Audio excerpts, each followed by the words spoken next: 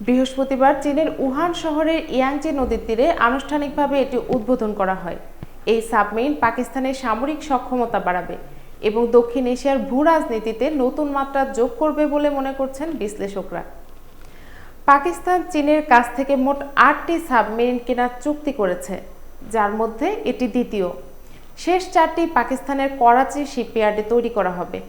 হাঙ্গর শ্রেণীর এই সাবমেরিনটি চীনের 039 মডেলের রপ্তানি সংস্করণ, যা অত্যাধুনিক টর্পেডো এবং জাহাজ ধ্বংসকারী ক্ষেপণাস্ত্র বহনে সক্ষম। এতে ৩৮ জন ক্রু এবং বিশেষ বাহিনীর জন্য অতিরিক্ত 8টি আসন রয়েছে। এই চুক্তির মাধ্যমে চীন ও পাকিস্তানের সামরিক সম্পর্ক আরও দৃঢ় হচ্ছে, যা দক্ষিণ এশিয়ার নিরাপত্তা পরিস্থিতিতে নতুন সমীকরণ তৈরি করবে।